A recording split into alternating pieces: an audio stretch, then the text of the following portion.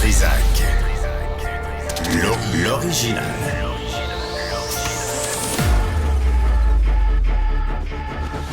Du Trizac. Votre plaisir coupable. Bonjour tout le monde. On est lundi, quelle date? Le 25 mars. On va finir par avoir le printemps. Ça s'en vient. Bienvenue à l'émission. Mme Villeneuve, bonjour. Salut Benoît. Mon Dieu, vous êtes bien belle, vous. Ah, merci. Qu'est-ce qui est arrivé? C'est ma face de télé. Je suis passée sous les pinceaux des anges de la rénovation. Tricheuse. On m'a rénové, T'as voilà. triché? Tu J'ai t'es triché. fait rénover la face. Pomponné. Tant mieux. Parfait. Tu m'amèneras la prochaine fois. Ça va me faire du bien, moi aussi. Je suis un peu jaloux. J'arrive en paquet de deux. C'est beau, les yeux comme ça, là, Le petit œil de chat. Oui. Oui. Je ronronne aujourd'hui. Oui. Vers 12h40, soyez là. On aura avec nous Benoît, le survivaliste. C'est pas moi, mais on risque d'être deux. Ça va être... Est-ce qu'on a l'extrait de C'est-tu juste moi? L'émission qu'on avait enregistrée pour Moi et compagnie. Il y avait un épisode... Avec les zombies, là. Oui, c'est comme C'est juste moi qui a peur de l'apocalypse. Moi, j'ai vu la pub samedi dans le Journal de Montréal. J'ai dit, je veux parler à ce gars-là. Puis il y a eu une série, il y a eu un paquet d'articles sur les survivalistes jusqu'au déclin. Je ne sais pas si tu as vu le film avec Réal Bossé. Oui. Il est sur son site, fait que c'est sûr que tu l'as vu. On l'a-tu? On ne l'a pas. On va l'avoir plus tard. On l'a, envoyé un petit coup, juste pour vous montrer à quel point, moi, ça me demande ce qui me fait le plus peur. Catastrophe naturelle, une autre pandémie, un voisin avec un pitbull et une carabine, ou des morts vivants. Hey, t'as dû avoir du fun à tourner ça. Ah ouais, c'était le fun. Alors là, mais toute la gang qui jouait les zombies était tellement cool. C'était vraiment le fun. Bon, parlons de choses sérieuses. Simon Landry est prof au secondaire autour de Montréal. Hein, Simon? Oui, bonjour. Fondateur du mouvement pour la création d'un ordre professionnel enseignant. Ça, c'est un vieux débat qui refait surface. On va se vous voyer, là, parce que, tu sais, on fait semblant de ne pas se parler pour le vrai. Mais pourquoi relancer le débat? Pourquoi faire du trouble encore, Simon? Ben, l'idée, c'est pas de faire du trouble. Au contraire, l'idée, justement, c'est de recadrer la profession enseignante. On sait qu'il y a des dérives en ce moment. On sait qu'il manque plein de profs. Monsieur Drainville, là, l'automne dernier, a dû admettre qu'il y avait des adultes dans les classes. On vit une situation particulière et il y a beaucoup de gens qui n'ont pas les bonnes qualifications dans les classes en ce moment. Et l'idée d'implanter un ordre viendrait recadrer tout ça, viendrait accompagner les gens qui n'ont pas les bonnes qualifications en ce moment pour voir quelle formation ils ont besoin. L'idée, c'est dans le fond pour les profs de se réapproprier leur profession, comme dans plein d'autres professions en ce moment, s'encadrer nous-mêmes, s'auto-réguler et être capable de se prendre en main nous autres mêmes en ce moment. Mais on s'entend-tu qu'il y a des gens qui ne sont pas légalement qualifiés, c'est comme ça qu'on dit? Oui. Qui sont peut-être meilleurs que des profs qui sont là depuis 15 ans, qui sont fatigués, désabusés, écœurés, qui quittent l'année scolaire, en pleine année scolaire. Moi, j'en ai vu, je peux vous donner des noms. Pourquoi? Est-ce que c'est une façon de s'en prendre à ces gens-là qui sont diplômés universitaires, oui, mais qui n'ont pas le brevet, qui ne sont pas légalement, mais qui sont capables d'enseigner une classe d'enfants? Bien, je suis content que tu me poses la question parce que, justement, c'est un enjeu. Il y a des gens qui ont soulevé la question. Bon, ils veulent mettre un ordre, ils veulent mettre les dizaines de milliers de gens non qualifiés dehors. Pas du tout. Au contraire, on a besoin de ces gens-là. L'idée d'un ordre, c'est de mieux les encadrer, de mieux voir quelle formation ils ont besoin selon leur qualification actuelle. Qu'est-ce qu'on peut leur offrir comme formation complémentaire? En combien de temps aussi? Là? Pas sur 4 ans. Effectivement, tout dépend des cas. Si j'ai quelqu'un qui a un bac en histoire, qui est déjà un excellent pédagogue, comme vous dites, ben peut-être qu'il a besoin d'un ou deux cours supplémentaires, puis après ça, on peut lui donner un brevet. Et ça se peut qu'il y en a que ça fait 10 ans, 15 ans qu'ils sont dans les écoles. J'ai une collègue, moi, ça fait 15 ans qu'elle travaille avec moi, elle n'a pas son brevet. Elle est excellente. J'aimerais ça avoir un système où je pourrais, moi, comme enseignant, qualifier la parrainée puis dire je me porte garant de ses qualifications et on lui donne un brevet sans la faire passer par le bac de 4 ans. Qu'est-ce qui empêche ça? Bien, c'est sûr qu'il y a toujours ceux que j'appelle les partisans du statu quo, là, ceux qui veulent jamais rien changer, ceux qui crient qu'il faut changer et à toutes les fois qu'on propose de quoi disent non. Donc ça, on sait que c'est quelque chose contre lequel on va devoir lutter. Mais Simon, qui sont ces gens-là? Bon, s'ils sont... tu non, mais me tords le bras, la porte est grande ouverte, on s'entend. Déjà, les fédérations syndicales sont sorties pour dire qu'ils étaient contre. Ce qui est normal, en même temps. On s'y attendait. Moi, je suis pas tombé en bas de ma chaise quand je les ai entendus dire ça. L'idée du mouvement qu'on vient de partir ce matin, c'est pas d'implanter un ordre professionnel dans 6 mois. L'idée, c'est d'aller informer les gens, autant les citoyens que les profs, parce qu'il y a beaucoup de mauvaises conceptions de ce qu'est le rôle d'un ordre professionnel. On voit passer toutes sortes de choses sur les réseaux sociaux. J'ai même entendu un ancien président de fédération syndicale dire « Ben là, l'ordre professionnel va me sanctionner si les notes de mes élèves sont pas bonnes, mais c'est parce que j'ai pas d'orthopédagogue puis de psychologue scolaire. » Ce qui est complètement faux. Ça tient pas la route du tout. C'est un peu niaiseux comme argument. Je trouve que l'argumentaire est un peu mince, on va se le dire franchement. Il y en a qui disent « Ben là, je veux pas payer 2000$ de frais d'adhésion. » C'est parce que c'est 200$ en Ontario. Je vois pas pourquoi ça serait 2000 au Québec. Donc, dans le fond, en ce moment, l'idée qu'on a parti, on a monté un site web, on est parti des comptes sur les réseaux sociaux. L'idée, c'est de diffuser l'information. Le meilleur exemple que je peux te donner, c'est on a sorti l'argument, en 2002, l'Office des professions s'est prononcé contre l'ordre professionnel enseignant. Il y a 2 problèmes avec ça. Le premier, c'est que c'est faux.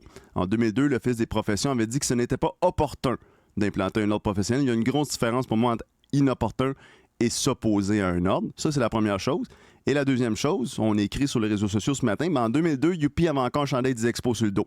Les choses ont changé. En 2002, le ministre de l'Éducation qui aurait dit il va y avoir un adulte dans chaque classe, il aurait perdu sa job le lendemain parce que les gens auraient dit ça n'a aucun sens de dire ça. Maintenant, la réalité est tout autre. Donc, sur le site, d'abord, vous êtes combien derrière cette intention de créer un ordre des enseignantes et enseignants du Québec? On est 9 signataires dans la lettre, mais en fait, on sait d'avance qu'on est plusieurs centaines et peut-être même des milliers à vouloir implanter ça, mais ces gens-là n'ont pas nécessairement une façon d'exprimer leur désir, d'où le site web et la pétition pour que autant les citoyens que les profs puissent exprimer leur désir de « je veux explorer cette idée-là ». L'idée, c'est de partir de la base, pas avoir un ordre qui est imposé d'en haut, mais partir de la base enseignante pour voir, nous, est-ce qu'on est capable de se prendre en main. Et à partir de là, de les informer, de leur donner tous les vrais faits par rapport à l'ordre professionnel. Et une fois qu'on aura une bonne mobilisation, qu'il y aura assez de gens qui sont en accord avec notre idée, là, ça sera de passer à l'étape suivante avec les gouvernements, avec les organismes. Mais pour l'instant, notre mission, c'est simplement d'informer puis de mobiliser les gens. Vous visez combien, là, la pétition? Là? Vous espérez avoir combien de signatures? On n'a pas de nombre en tant que tel parce qu'on sait je vais en poser autrement. Pour être pertinent auprès du ministère, dans cette intention de créer un ordre, vous avez besoin de combien de signatures environ? C'est sûr que dans un monde idéal, on viserait 100 000 signatures. Est-ce qu'on va y arriver? On ne sait pas. En même temps, on pourrait avoir le même débat par rapport au vote de grève qu'on a passé dans la dernière année. C'est quoi le pourcentage qui valide une décision? Les syndicats vont nous dire, vous ne parlez pas au nom de tous les membres. Mais on pourrait avoir cette discussion-là aussi pour un autre enjeu. Là. Mais c'est sûr que ce qu'on cherche, c'est avoir plusieurs milliers de signatures pour avoir quelque chose qui est représentatif du corps enseignant. Puis après ça, pouvoir approcher les gouvernements, les organismes pour dire, voyez, vous savez, il y a une base assez solide de profs qui seraient intéressés, puis de partir de là. Sur le site Simon Landry, il y a des arguments d'information pour les citoyens et pour les enseignants. Oui. Est-ce que ça vient pas un peu en contradiction là, de dire, parce que là, vous définissez aussi le rôle des syndicats, oui. et là, l'Ordre ne veut pas en rajouter aux fonctions d'un syndicat. Mm-hmm. Alors, où est-ce que vous vous situez là-dedans, pour parler au nom des élèves, des parents, ou c'est juste toujours pour et par les enseignants? Non. Il y a 2 axes principaux. Le premier, c'est tout ce qui est l'encadrement de la profession. Il y a beaucoup de gens qui disent « J'ai assez de monde déjà qui me disent quoi faire dans ma journée, qui n'ont pas l'affaire dans une classe. » Bien, justement, l'idée d'un ordre, c'est de se réapproprier nous-mêmes. C'est nous, les profs, qui sont les mieux situés pour savoir ce que ça prend comme formation, comme qualification. Ça, c'est le premier argument. L'autre, je vais prendre un exemple le plus simple possible. Prenez l'éclipse solaire du 8. Là. On a eu l'annonce du ministre Drainville. Et là, il y a des profs qui ont exprimé leur crainte de se faire poursuivre par des parents si un petit pit enlevait ses lunettes de protection puis avait des problèmes de vision par la suite. Ça serait le rôle du syndicat, de dire, voyez, on a une inquiétude, nos membres ont peur de se faire poursuivre s'il y a un incident, on veut que vous protégiez les profs. Ça serait le rôle du syndicat. Mm-hmm.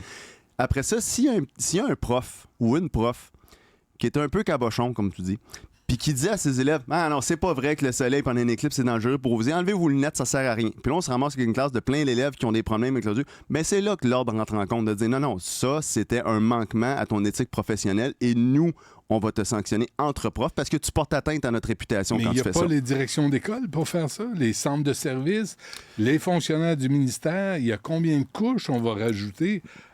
C'est justement, je suis content que tu me poses la question parce que justement, l'idée de l'ordre, c'est d'enlever ces couches-là. Ces couches-là n'existent pas dans les autres endroits où il y a un ordre professionnel, justement, parce que c'est l'ordre qui gère tout ça. Donc oui, on le voit, le protecteur local, le protecteur national. Je me rappelle d'une entrevue avec le protecteur national d'élèves qui disait, pour un crime de nature sexuelle, je peux intervenir, mais pour tout le reste, je ne peux que recommander. On sait ce qui va arriver s'il recommande. Dans le cas l'exemple que je viens de donner, c'est ce qui va arriver. Il n'y a rien. Mais l'ordre professionnel pourrait dire, regarde, le protecteur national d'élèves, on n'en a pas tant besoin parce qu'on va gérer entre nous autres. Et l'idée, justement, c'est de centraliser toutes ces couches-là et de les ramener dans le giron des enseignants, des enseignantes, comme c'est le cas dans plein d'autres professions en ce moment. Je suis pas sûr que tu serais à l'aise d'aller chez le dentiste puis de voir une hygiéniste dentaire marquée hygiéniste dentaire non légalement qualifiée. On a un peu ce débat-là en ce moment. Je sais que c'est pas la même réalité, mais reste que... Elle peut me faire mal. Comme professionnel, ça peut faire des dommages chez un enfant, un prof qui est pas bien qualifié puis qui fait pas bien sa job aussi. Mais à ce point-là, parce que je trouve qu'il y a un acharnement envers des gens qui viennent aider, qui sont dans les classes, puis je le répète, qui sont souvent plus motivés que certains enseignants et enseignantes blasés. Puis malheureusement, il y en a. Effectivement, puis je suis content que tu poses la question parce qu'on a justement un des signataires de la lettre, le Mathieu Lachance, qui a sorti une phrase que je trouve qui est un bijou, qui dit « Faut également s'occuper des légalement non compétents ». Et ça, c'est un enjeu. Oui, il y a des gens qui ont reçu leur permanence et qui ont surfé 30 ans sans rien faire, sans jamais se former, sans jamais se mettre à jour. Il faut s'occuper de ces gens-là aussi. C'est un enjeu. Je ne suis pas en train de dire, comme je dis, qu'il faut retirer les gens qui n'ont pas le brevet. Au contraire, ce qu'on veut, c'est les remettre dans notre giron, revoir qu'est-ce qu'ils ont besoin individuellement comme formation, comme qualification pour les certifier, parce qu'on sait que le ministre Drévis, ce qu'il va vouloir faire, c'est donner des brevets à tout vent pour dans 3 ans dire, oui, il n'y en a plus de profs sans brevet dans les écoles. Mais c'est pas ça qu'on vise comme objectif. Non, c'est ça. Pas... je me souviens, Mme Chantal, sur la Côte-Nord, qui avait beuglé après les enfants, là, puis qui avait été accusée de voies de fait. Je ne suis pas sûr qu'elle a été congédiée. Est-ce qu'il y a comme un mouvement chez les syndicats à protéger? Il y a des profs qui ont besoin de protection, ils ont besoin d'être défendus de façon correcte, mais il y en a qui...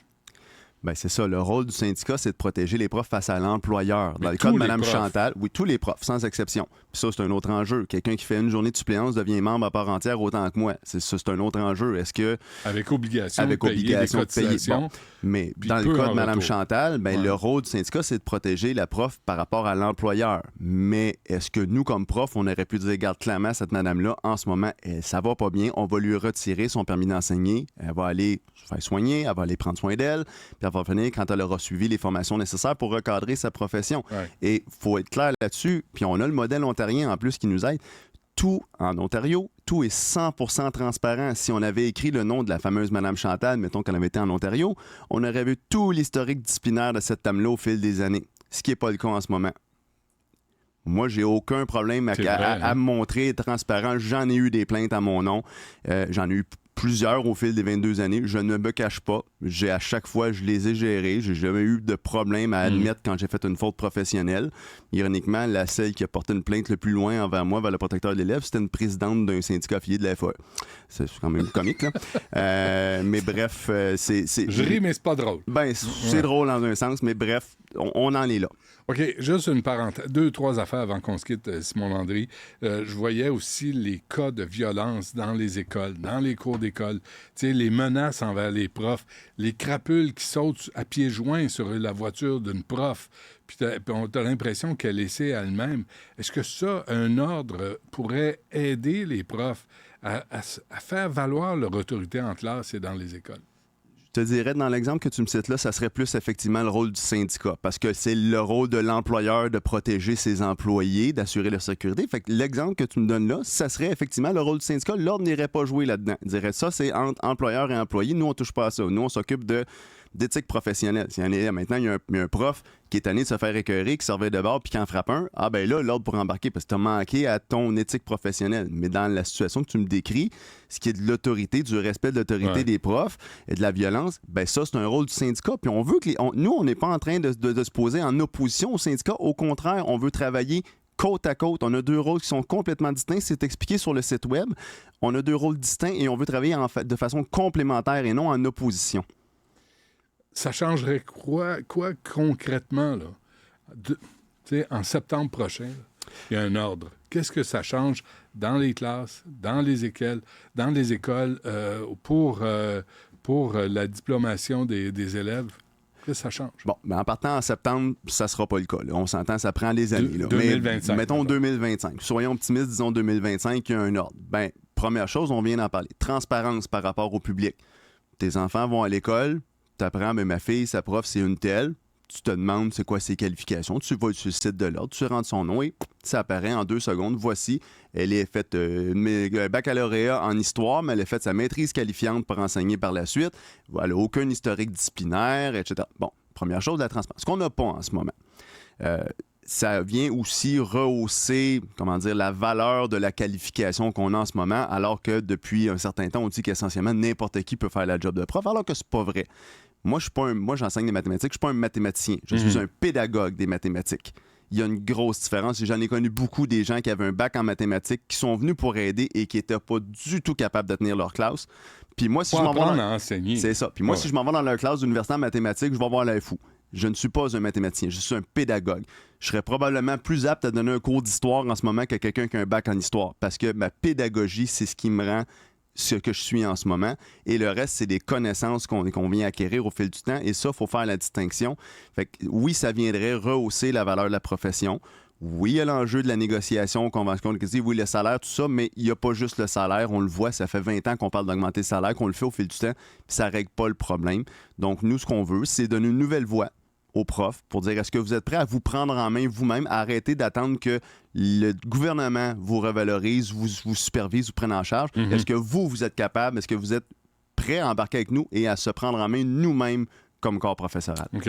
Simon Landry, pour ceux et celles que ça intéresse, là, où est-ce qu'ils peuvent aller lire la proposition, peut-être signer la pétition? En fait, oui, le site web, c'est le www.oeeq.ca, donc Ordre des enseignantes et enseignants du Québec, donc oeeq.ca. On a aussi partie des comptes de réseaux sociaux, là, Twitter, Instagram et compagnie, donc c'est aussi chercher OEEQ, vous allez nous trouver facilement. Et dans le fond, notre but, comme je vous dis, via les réseaux sociaux, via le site web, ça va être de diffuser la bonne information pour que les gens puissent se faire une tête et après ça, on prendra des décisions. Beaucoup de courriels de bêtises? Dans la dernière fin de semaine, quelques-uns, honnêtement, ça me surprend pas, mais à date, beaucoup plus de courriels d'encouragement et de support, autant de profs que des citoyens. Il semble avoir un gros appui populaire. Les gens sont inquiets de la situation de l'éducation, semblent être heureux et heureuses de voir une nouvelle avenue se dessiner, même si c'est une vieille idée. On relance un débat avec une nouvelle façon de faire. Donc, à date, beaucoup plus de positifs que de négatifs. Ceux qui chialent puis qui crient tout le temps, on fait abstraction parce que peu importe ce qu'on va proposer, ils vont chialer de toute façon. Simon Landry, légalement qualifié pour enseigner cet homme-là, et fondateur du mouvement pour la création d'un ordre professionnel pour les enseignants. Merci, bonne chance. Merci à vous, bonne journée. Salut.